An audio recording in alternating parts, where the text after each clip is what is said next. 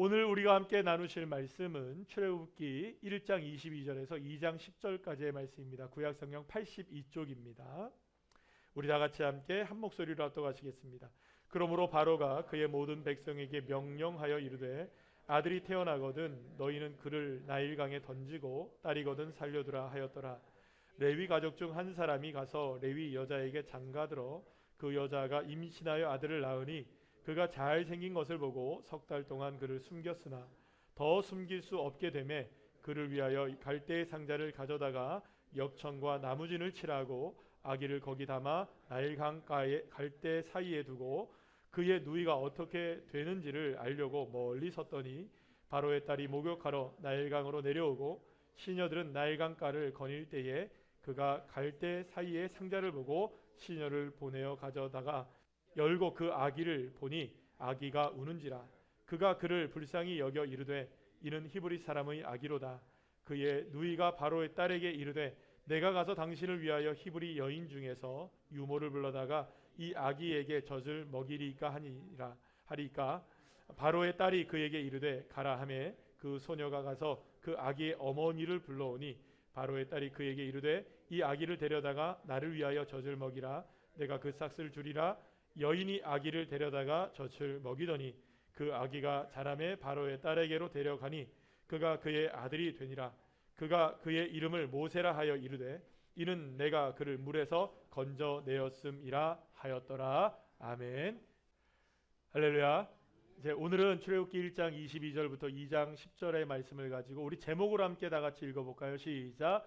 하나님의 손길 속에 피어나는 희망이라는 제목으로 함께 은혜를 나누겠습니다. 여러분 그 호랑이는 죽어서 꺼죽을 남기고 또 사람은 죽어서 이름을 남긴다. 그만큼 여러분들 사람에게는 중요한 게 뭐라는 걸까요? 이름이 그만큼 중요하다는 거예요. 그렇다면 여러분들 우리가 그런 거예요. 우리가 얼마나 이름값을 하고 살아가느냐, 이게 굉장히 중요한 인생의 이슈 가운데 하나일 수 있다는 것입니다. 자, 그렇다면 지금까지 우리가 평생 동안 함께하고 있는 그 이름, 내 이름, 그리고 앞으로도 짊어지고 살아가야 할 내 평생의 그 이름, 그리고 심지어는 죽어서도 남게 되는 그 이름, 그 이름, 과연 그 이름의 의미는 도대체 무엇일까요? 여러분 그 제 얘기를 좀 드리면 저는 안동건 씨입니다. 뼈대 있는 양반 가문이라고는 하더라고요. 그건 잘 모르겠고요. 제가 35대손입니다. 35대손이라 이 돌림자를 쓰게 되는데요. 이 안동건 씨들은 다 이게 돌림자를 다 쓰게 되어 있어요. 특히 남자들 같은 경우는. 여러분들도 그런 경우 많으시죠? 예. 그 저는 35대손이니까 35니까 획이 5개짜리를 써야 돼요. 그 다음에 이제 6대는 36대는 혁자를 쓰는데 6개의 이제 획을 갖고 있는 글자를 쓰게 됩니다. 근데 5오자를 써요 저는. 그리고 5오자에 제가 뒤에 자가 준자가 뭐냐면 깊을 준자를 씁니다. 그래서 제 이름에 이렇게 아버님이 지어주신 거예요. 한번 보여주시겠어요? 5오자에 깊을 준. 그런데 아버지께서 저에게 한 번도 제 이름의 뜻을 이야기해 주신 적이 없으셨어요. 단 한 번도. 물어보려면 어딜 가야 되냐면 천국 가야 돼요. 너 이름의 뜻이 무엇이다? 한 번도 얘기해 준 적이 없어요. 그래서 제가 궁금해서 설교를 준비하면서 AI에게 물어봤어요. 한문을 딱 집어넣어 놓고 얘야 이 글의 의미는 뭘까? 했더니 친절하게 챗 GPT 아저씨께서 뭐라고 저에게 알려주셨냐면 오준이란 뜻은 여러 가지가 의미 있겠지만 5가지의 기품이라는 의미가 될 것입니다. 전 그래서 처음 알았어요. 제 이름의 뜻이 5가지의 기품이 있다는 것을. 그러면 도대체 제 삶의 5가지 기품이 어떤 기품이 있을까요 도대체? 뭘까요? 저도 모르는데 여러분들이 어떻게 아시겠어요? 자, 제가 왜 이 말씀을 드리냐면 대부분 한국 사람들, 우리나라 사람들의 경우에는 많은 분들이 뭐 저와 비슷한 경우들이 많을 거라고 생각이 들어요. 뭐 물론 장명서에서 드신 그 이름을 지신 분도 계시고 철학관에서 지신 분들도 계시고 목사님이 기도해서 지신 분들도 계시고 그냥 뭐 갖다 붙인 분도 계실 거예요. 제 이름이 오준인데요. 저희 형님은 오진이에요. 참진자를 써요.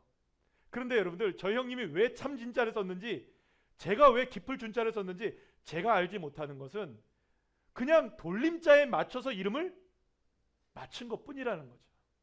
물론 요즘에 이름을 아주 예쁜 이름, 의미를 담는 이름 많이 쓰고 있어요. 우리 교회도 예쁜 이름들 정말 많죠. 어떤 이름이 이쁩니까? 샛별. 딱 저도 그렇게 생각했어요. 샛별 얼마나 이뻐요, 그죠? 얼굴도 예쁘고 이름도 예쁘고. 우리 교회 회장님, 그죠? 청년회 회장님. 그러니까 이름도 의미도 너무나 남다른 의미가 있겠지만, 그럼에도 불구하고 우리나라 사람들의 대부분의 많은 사람들은 그저 그냥 돌림자에 뭐 하나 갖다 붙이고, 이름의 뜻이 정말로 남다르게 생각하며 살아가는 사람들이 그렇게 많지는, 물론 여러분 죄송합니다. 나 이름에 굉장히 자부심을 갖고 계신 분들이 많을 수도 있는데, 오늘 아침에도 물어보니까는 자기는 연자 희자를 쓴대요. 너무나 이게 연꽃처럼 활짝 빛나는 인생이 되어라 라고 지어줬다는 거예요. 그것도 장명서 철학관에서. 그래서 자기는 그 이름대로 살고 싶다는 거예요. 그래서 축복했어요. 그러나 많은 분들이 아마도 동의하시듯이 자신의 이름의 의미를 모른 채 그저 그냥 지어진 대로 그렇게 살아가는 것이 아닌가, 그런 생각이 듭니다. 여러분, 그런데요, 이스라엘 사람들은 달랐어요. 이스라엘 사람들은 그 이름에 한 사람 한 사람마다 그 이름의 의미를 다 담고 있어요. 특히 이름이 나중에 뭐 이렇게 지어지는 것보다는 어떤 상황 속에서 이 아이가 어떻게 태어났으니 또 이 아이를 통하여 어떤 사람이 되기를 바라는 그런 마음의 소망이 깊게 담겨진 것이 이스라엘 민족의 사람들마다의 이름이라고 볼 수가 있어요. 자, 오늘 우리가 한 2달 동안 출애굽기를 함께 나누게 될 텐데요. 출애굽기의 내용의 첫 장에 보게 되면 야곱의 자손들 12아들의 이름들이 쭉 나오게 되는 걸 보게 돼요. 그런데 야곱의 자손들의 이름 하나하나가, 12명 이름들 하나하나가 다 사실은 이 신앙 고백적인 의미를 다 담고 있는 것을 보게 됩니다. 그 중에 몇 명만 제가 소개시켜 드리면요, 야곱의 사랑을 독차지하기를 원했던 이 레아, 자기 동생 라헬에게 사랑을 뺏겨버리잖아요.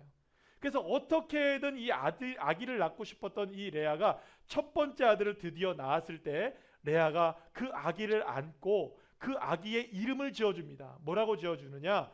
루벤이라는 이름을 지어줘요. 루벤이라는 뜻이 뭐냐? 보다라는 의미를 갖고 있어요.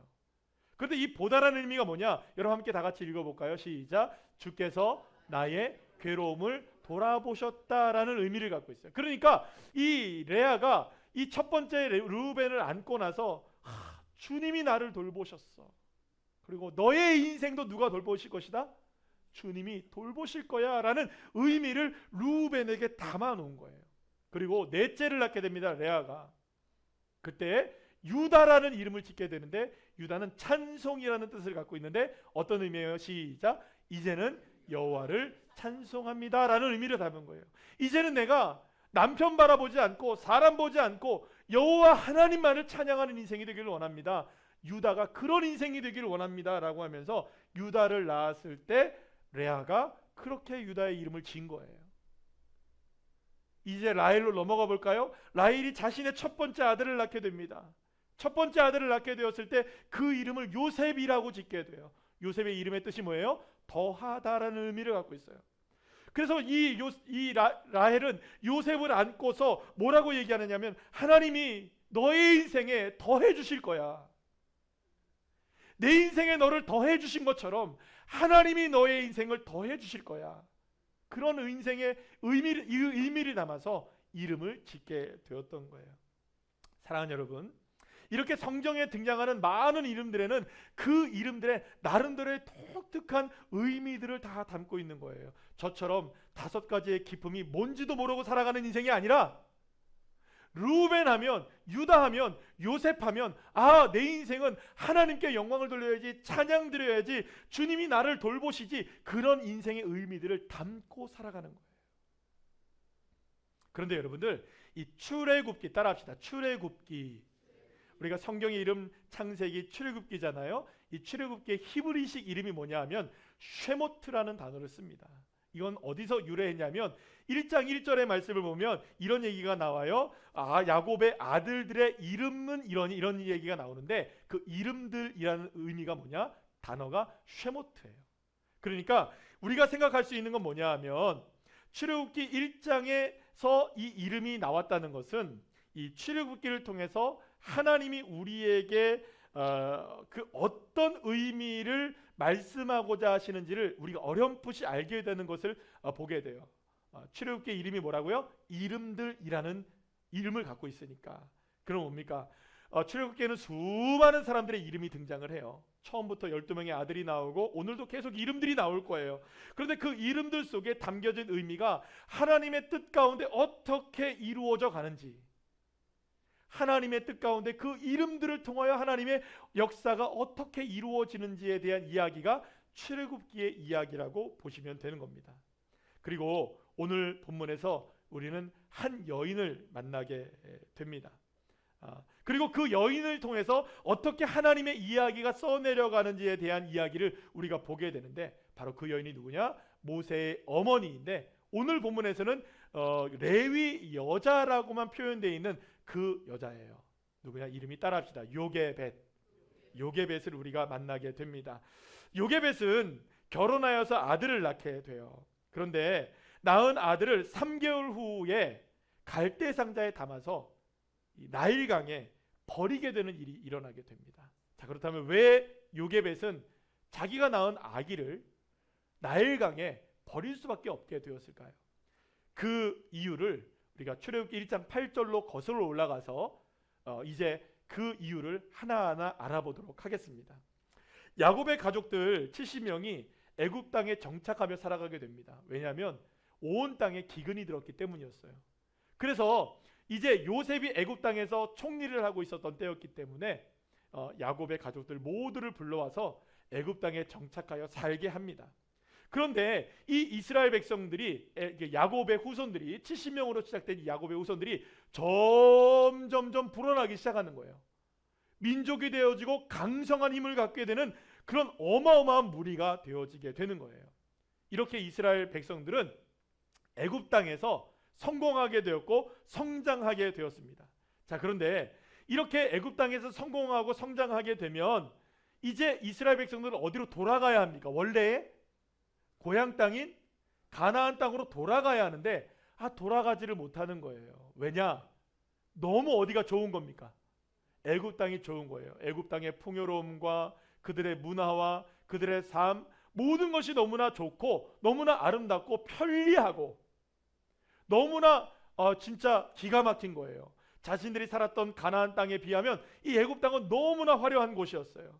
그래서 너무나 만족하며 살게 되었고, 이스라엘 백성들이 번성하고 강성해질수록 오히려 이스라엘 백성들은 가나안 땅으로 돌아가는 것이 아니라 어디에 정착을 깊게 하게 됩니까? 애굽 땅에 깊게 정착하게 됩니다. 출애굽기의 유대인 주석서인 쉐모트 라바라는 책을 보게 되면 그 당시에 이스라엘 백성들의 상황에 대한 이야기가 나와 있는 것을 보게 되는데요. 이스라엘 백성들이 애굽 땅에 정착하며 살면서 빠르게 애굽의 문화에 흡수되었다는 이야기가 나옵니다. 그러니까 이스라엘 백성들의 정체성들이 자꾸 무너져 내려가고 있었어요. 그 중에 하나가 어떤 일이 있었냐 하면 심지어 이스라엘 민족의 정체성이라고 할 수 있는 이것까지 안 하게 돼요. 뭐냐? 할례였습니다. 이스라엘 백성들은 할례를 정말로 목숨처럼 여기는 사람들이에요. 그런데 이스라엘 백성들이 가나안 땅에서 애굽 땅으로 왔을 때 애굽의 민족의 모든 문화가 너무나 좋아서 그들의 정체성인 할례까지 않게 되는 거예요. 그래서 여러분들 나중에 그거 아시죠? 이스라엘 백성들이 가나안 땅을 다 들어가기 전에, 요단강을 들어가기 전에 이스라엘 백성들 다 어떻게 합니까? 거기서 할례를 해요. 거기서. 그러니까 여러분들 우리가 생각할 때는 이게 있을 수 없는 일이 일어나게 되는 거죠. 그동안 할례를 해야 되는데 할례가 끊어진 게 바로 이때부터였던 거예요. 정체성을 잃어버리고 하나님의 백성임을 잘 모르고 살아가는 그런 이스라엘 백성들이 애굽 땅에 깊이 정착하며 살아가게 되는 거예요. 자, 그러면 애굽 땅에 이렇게 정착하며 깊이 살아가게 되면 민족이 막 이루어지고 숫자도 많아지면 그만큼 세력이 세지면 괜찮은 민족이 되어야 되는 거 아니에요. 그런데 오히려 어떤 일이 벌어지게 되느냐? 애굽에 깊이 이스라엘 백성들이 정착하면 정착할수록 이스라엘 백성들은 더 노예로 전락해 버리는 거예요. 이상한 일이 벌어지는 거예요. 힘이 강해질수록, 번성할수록, 성장할수록, 성공할수록 애굽 땅에서는 어떻게 됩니까? 더 밑바닥으로 내려가게 되는 거죠. 애굽의 바로는 이러한 이스라엘 민족의 번성에 큰 위협을 느끼게 됩니다. 만약 이들이 더 크고 강한 민족으로 성장하게 된다면 이후에 사회 불안을 일으킬 위험할 세력으로 될 수 있을 것이라는 생각을 가지고 그들을 더욱더 억압하기 시작합니다. 그런데 여러분들, 이스라엘 백성들을 막 억압해요.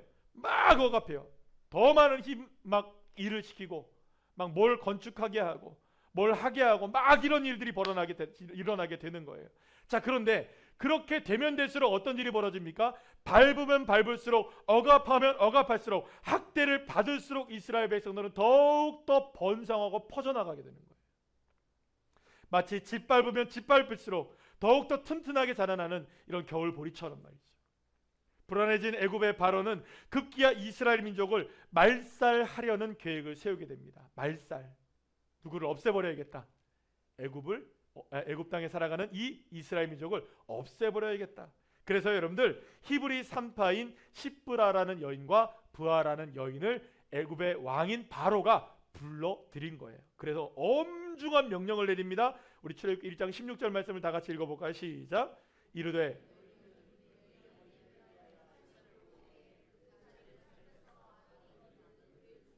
딸이거든 살려두라.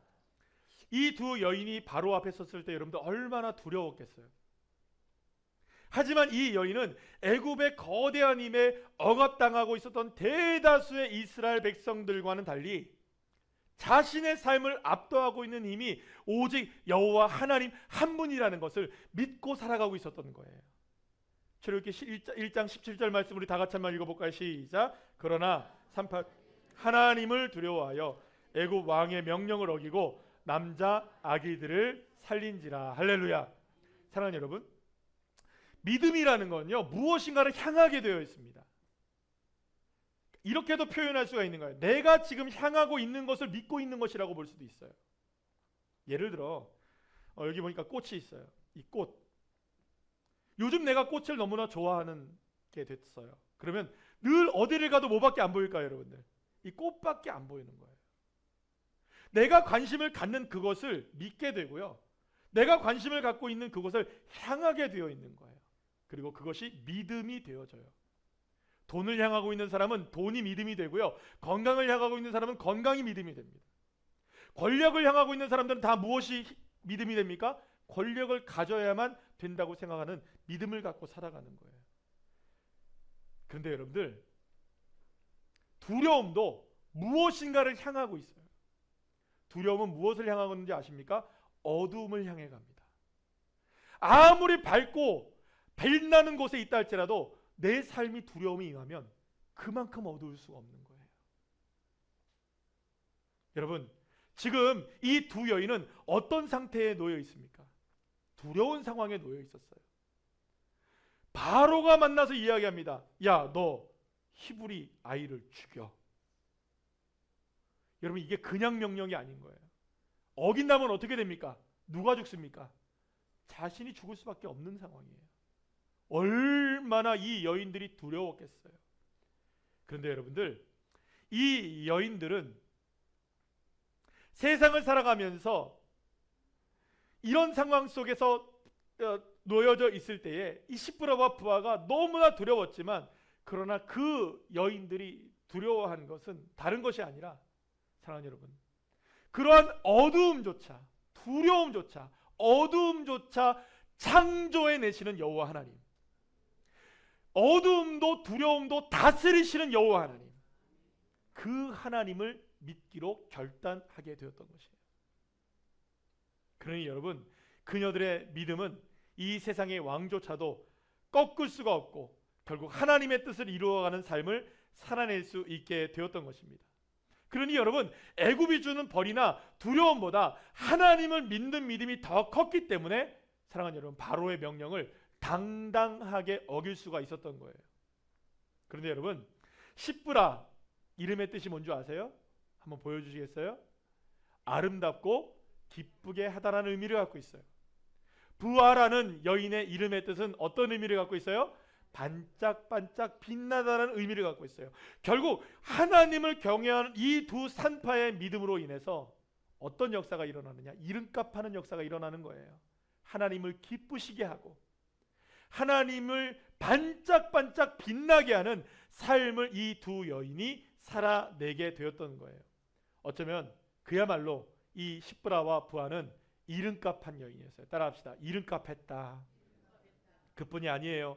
그들이 세상의 힘에 굴복하지 않고 하나님을 경외하며 하나님의 뜻대로 살기로 결심하게 되었을 때 이스라엘의 민족의 미래의 길이 열렸을 뿐만 아니라, 사랑하는 여러분, 출애굽기 1장 21절 말씀을 보면 이들에게 하나님이 집안을, 따라합시다, 집안을 흥왕하게 하셨다.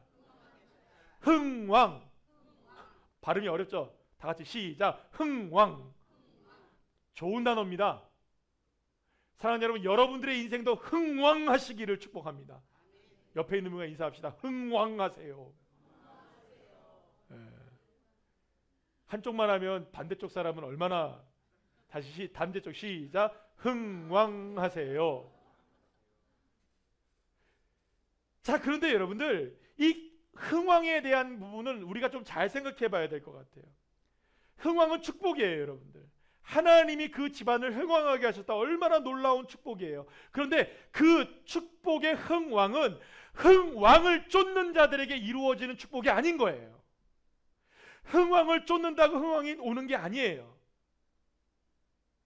어려워도 힘겨워도 쓰라려도 넘어지고 핍박을 받고 압박을 받아도 그 상황 속에서 하나님을 쫓는 삶을 살기로 결단하고 하나님을 기쁘시게 하기로 결단하고 나의 인생을 통해 하나님께 빛나게 하리라, 이런 믿음의 결단으로 나아가면 그것이 먼저가 되면, 결단하면 흥왕도 따라오고 다음 세대가 세워지게 되고 하나님의 뜻이 이루어지게 되는 것입니다. 사랑하는 여러분, 그러니 우리는 번지수를 잘 찾아야 됩니다. 먼저가 무엇인지. 하지만 하나님을 경외함으로 세상의 명령을 거부할 때 세상은 더욱더 악하게 역사하기 시작해요. 산파들이 히브리 남자 아이들을 살려두는 일을 벌이게 되자 바로는 아예 히브리 남자 아이들이 태어나면 나일강에 던져 죽여라라고 명령을 내립니다. 끔찍한 명령을 내린 거예요. 오늘 보면 22절 말씀, 1장 22절 말씀 함께 다 같이 읽어볼까요? 시작. 그러므로 바로가 그의 백성에게 명령하여 이르되 아들이 태어나거든 너희는 그를 나일강에 던지고 딸이거든 살려두라 하였더라. 십브라와 부하의 믿음과 노력에도 불구하고 바로의 명령으로 인해서 히브리 남자 아기들이 수없이 나일강에 던져져 죽음을 당하게 됩니다. 끔찍한 일이 벌어집니다. 여러분, 사탄은요 결코 포기하지 않습니다. 하나님의 나라가 세워지는 것을 결코 좌시하지 않고 있는 게 마귀이고요. 하나님의 사람들이 어떤 상황 속에서라도 내가 결단하고 믿음으로 살겠다라는 결단을 하는 것을 그냥 보고 바라보고 있는 존재가 마귀가 아니에요, 여러분. 어떻게 해서든지 방해하고 거룩한 세대가 세워지지 못하게 하고 혹독한 시련으로 우리를 몰아가는 거예요. 그러나 그럴 때라도 사랑하는 여러분, 우리는 여호와 하나님을 바라보고 여호와 하나님을 쫓고 주님을 기쁘시게 하고 주님을 빛나시게 하는 믿음의 결단으로 나가면 흥왕하게 하시는 역사를 우리에게 허락해 주시는 것입니다. 이런 와중에도 세상에 하는 하나님을 두려워하고 경외하는 사람을 통해서 하나님은 하나님의 나라를 이루어 가시고 하나님의 뜻을 세워 가시고 하나님의 역사를 이루어 가시는 줄로 믿으시길 바랍니다. 바로 십브라와 부하와 같은 여인들을 통해서 말이죠. 그리고 여기에 또 다른 한 여인이 등장하게 됩니다. 바로 처음에 말씀드렸던 레위 여인 요게벳입니다. 요게벳은 바로의 명령이 온 애굽 땅이 엄중하게 시행되고 있을 때에 아기를 낳게 됩니다. 그런데 아기를 낳았지만 어떻게 돼요, 여러분? 버려야 하는 거예요. 나일강에 낳자마자 피덩이를 버려야 하는 거예요. 여러분, 이게 얼마나 끔찍한 일입니까? 그런데 차마 버릴 수가 없어서 그 아이를 가슴속에 품고 하루하루를 지내게 되는 거예요. 차마 포기할 수가 없었던 것이죠. 요게벳은 아기를 나일강에 버려야만 한다는 것을 알고 있었지만, 그래서 여러분들 죽어야 할 운명으로 태어난 아기였던 거예요. 이 아기가. 여러분들 너무나 끔찍하지 않아요? 아기가 태어났는데 죽어야 할 운명인 거예요. 그래서 여러분들 이 아기의 이름이 처음부터 없어요. 여러분들 오늘 본문에 여러분들 10절 말씀 보면 나중에 유모가, 자기 엄마가 이제 요게벳이 유모가 되잖아요. 그리고 유모가 되었을 때도 이름을 안 줘줘요. 누가 짓습니까? 다 젖 끊고 나서 그 다음에 바로의 공주가 자기의 아들, 양아들로 삼은 이 아기의 이름을 모세라고 져요. 그럼 왜 이름이 나중에 지어졌을까요? 아까 전에 보세요, 여러분들. 레아가 아들을 낳고 루벤 낳고 유다 낳고 막 그때 바로 짓잖아요. 근데 왜 이름 안 지었을까요? 요게벳이 어차피 죽을 아이였어요. 어차피. 그래서 이름도 없는 거예요. 그 이름도 없는 아기를 끌어안고서 3개월 동안이나 키웁니다. 얼마나 조마조마했을까요? 이 아기의 울음소리만 들려도 얼마나 여러분들 아찔했을까요, 여러분들?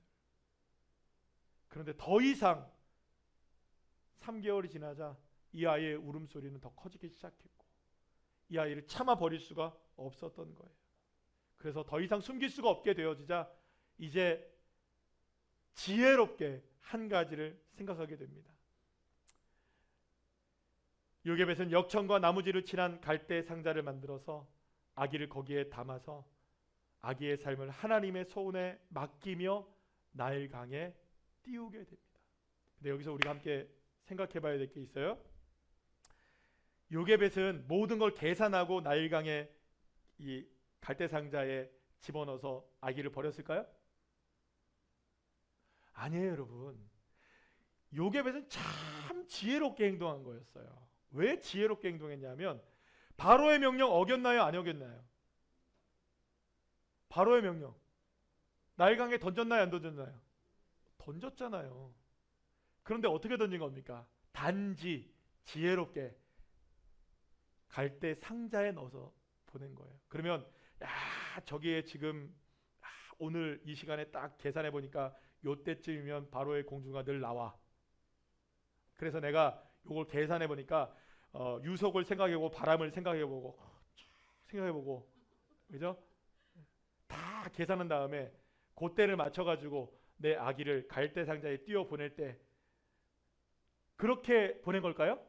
아니에요. 하나님의 손에 다 맡긴 거예요.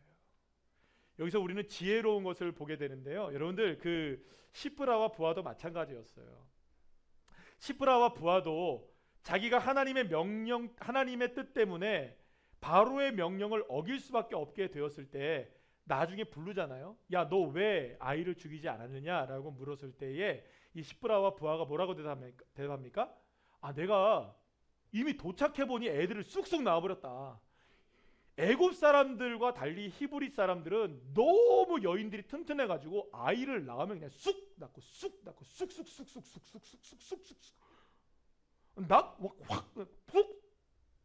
너무 튼튼한 거예요. 막 쑥 낳고 자기가 태투 다 자르고 그 다음에 밭에 나가서 일하고 막 이런 여인들이 된 거예요. 정말로 하나님이 누구에게 축복을 하신 걸까요? 시브라와 부하의 믿음에 하나님이 이스라엘 여인들을 축복하신 거예요. 그리고 여기서 이런 얘기가 나오죠. 늦게 도착했다. 정말 늦게 도착한 걸까요? 일부러 늦게 도착한 걸까요? 아니면 거짓말한 걸까요? 저는 생각할 때 거짓말은 아닌 것 같아요. 진짜 가보니 쑥 나은 거예요. 이런 일이? 그리고 이제는 천천히 가도 돼요. 왜냐하면 지그들이 알아서 다 하니까. 그러니까 이런 거죠. 지혜롭게 한 겁니다. 때로는 늦게 갈 수도 있었을 거예요. 때로는 가본이 나을 수도 있었을 거예요.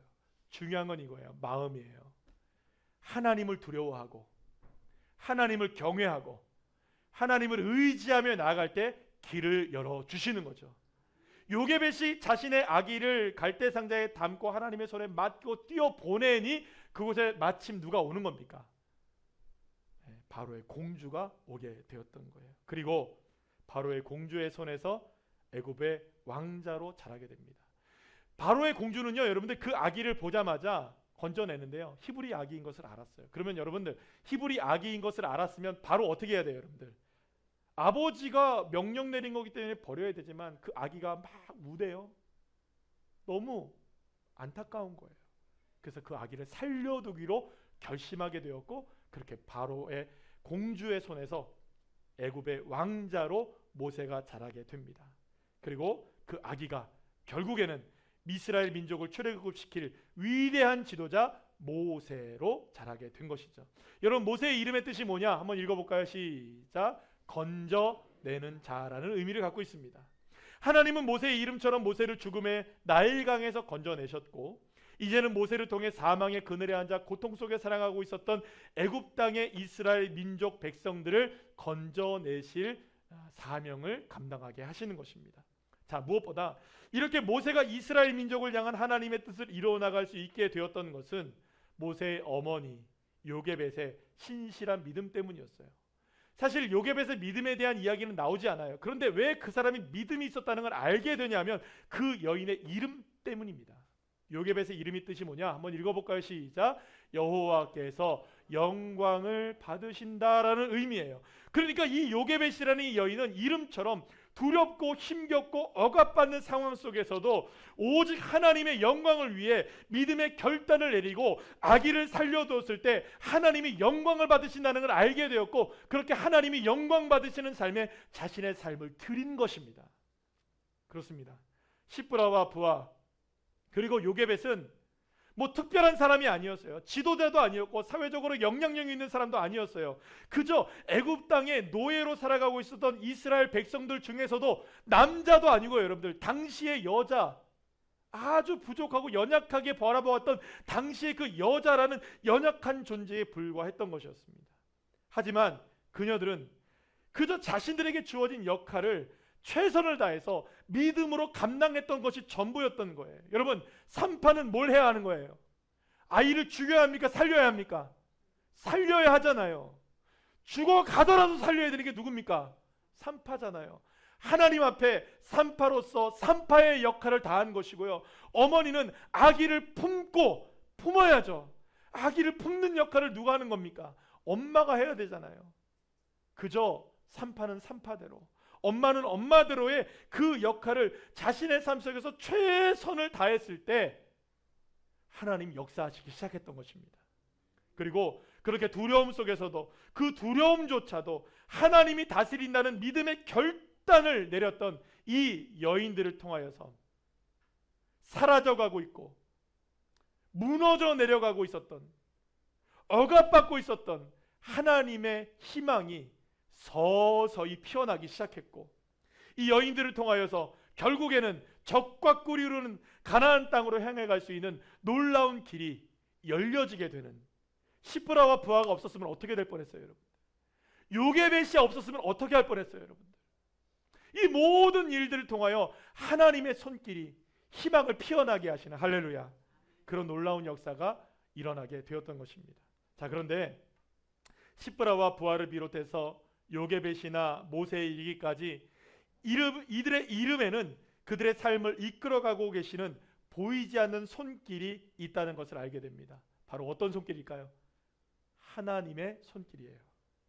그러니까 시브라가 하나님을 기쁘시게 하고 부하가 하나님을 빛나게 하고 요게벳이 하나님께 영광을 돌리고 모세가 이스라엘 민족을 건져낼 수 있는 사명을 감당하게 할 수 있었던 것은 비록 보이지는 않지만 그들의 삶을 이끌어 가시고 인도해 가시는 여호와 하나님의 손길이 그들의 인생을 이끌어 가고 계셨기 때문이었던 것입니다.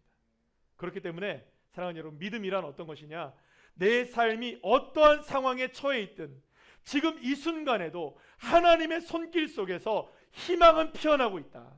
따라합시다. 이러한 상황 속에서도 하나님의 손길에 내 삶 속에 희망은 피어나고 있다. 할렐루야. 이 믿음을 갖는 게 믿음인 것입니다. 그리고 바로 이러한 믿음을 가진 오늘날에 누군가가 십부라가 되어야 하고요, 누군가가 부하가 되어야 되고요, 누군가가 요게벳이 되어야 하는 거예요.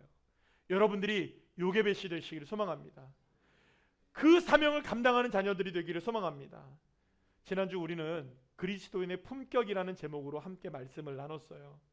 그리스도인으로 살아간다는 것은 어쩌면 그 이름에 걸맞는 이름값을 하는 인생이 되는 것이 아닐까라는 생각을 하게 됩니다. 자, 그렇다면 그리스도인으로서 이름값하는 품격 있는 삶이란 어떤 것을 말하는 것일까요? 그것은 내 삶을 이끌어 가시는 하나님의 손길로 인해서 내 삶에 처해 있는 많은 어떤 상황이든지 어떠한 상황이든지 주님은 소망과 희망을 피어나게 하신다는 것을 믿는 믿음으로 살아가는 그 사람, 상황이 어떻든 흔들리지 않고 바람이 불고 비바람이 불고 어마어마한 우리의 삶에 억압이 다가오고 고통이 다가오고 여러분 탄식이 날 수밖에 없는 그런 상황이 우리에게 펼쳐진다 할지라도 그러한 상황 속에서도 하나님의 손길을 통하여 그리스도인들에게는 희망을 피어나게 하신다.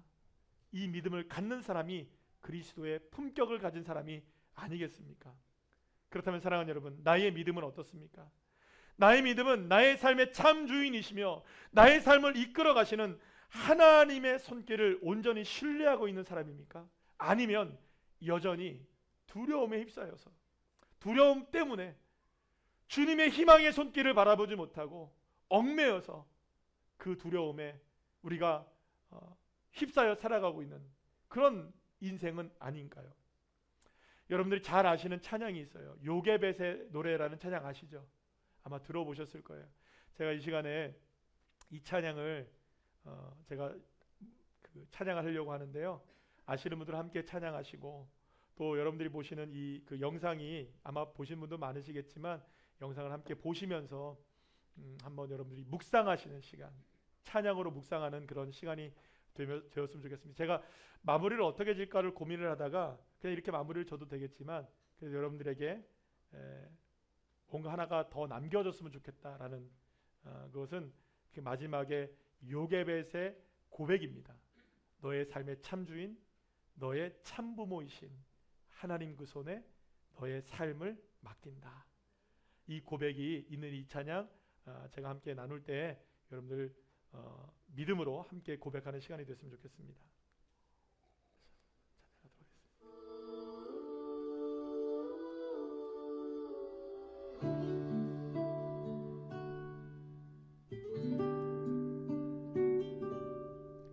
작은 갈대 상자 물이 새지 않도록 역청과 나무 진을 칠하네.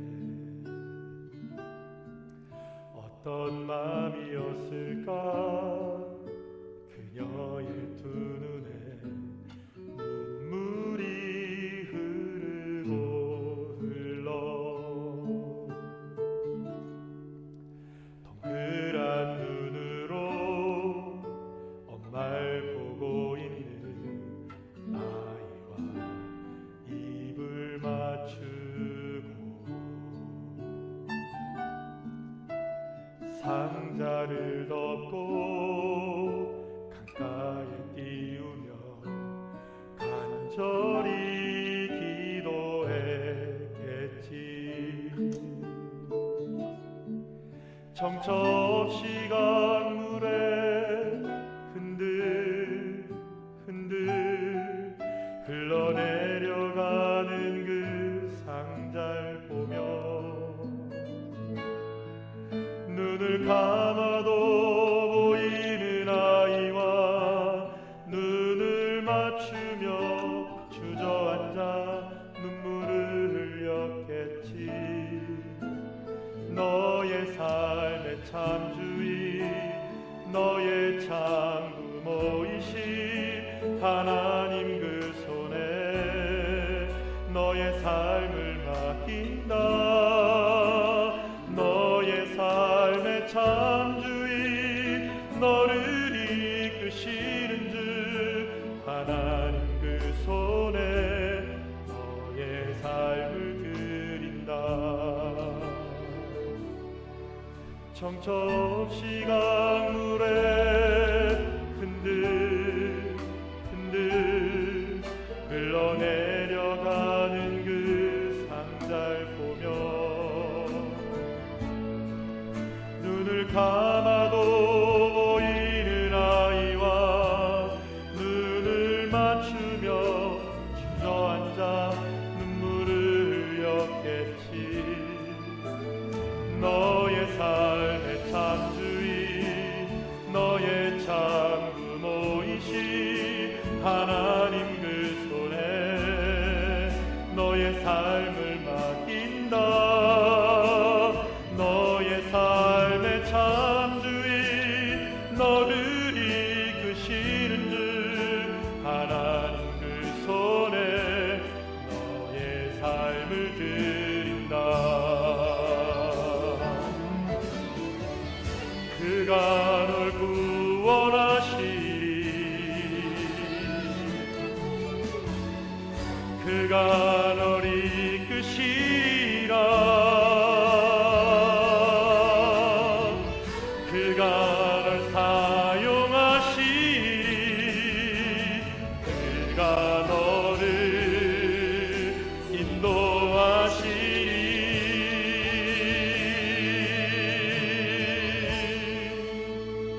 너의 삶의 참주인 너의 삶의 참주인 너의 참 부모이신 하나님 그 손에 너의 삶을 맡긴다. 너의 삶의 참주인 너를 이끄시는 줄 하나님 그 손에 너의 삶을 드린다. 너의 삶의 참주인 너의 참 부모이신 하나님 그 손에 너의 삶을 맡긴다. 너의 삶의 참주인 너를 이끄시는 줄 하나님 그 손에 너의 삶을 드린다. 어떤 마음이었을까 그녀의 두 눈에 눈물이 흐르고 흘러.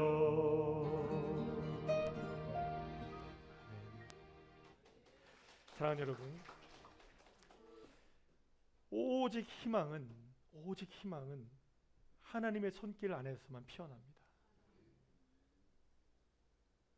절망의 끝에 있었던 요게벳, 어쩌면 죽을지도 모르는 십브라 부하, 하나님 그 손에 맡기는 거예요. 너의 삶을 맡긴다. 여러분, 요게벳의 마음이 어땠을까요?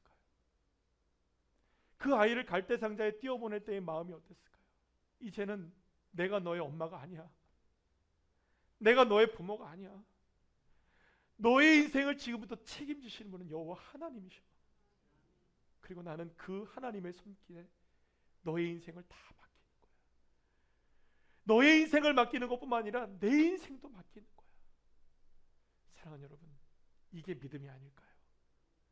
그리고 이 믿음 속에 하나님은 하나님의 손길을 통해 희망을 싹 튀어내시는 것입니다. 그 하나님을 믿었던 이 시대의 십브라 부하 그리고 요게벳, 누가 되어야 할까? 저와 여러분이 이제 그 자리를 이어나갈 세대가 되어야 되지 않겠습니까? 사랑하는 여러분, 하나님의 손에 모든 것을 맡기는 믿음이 되셔서 정말로 품격 있는 그리스도인이라는 그런 믿음이 아니겠습니까?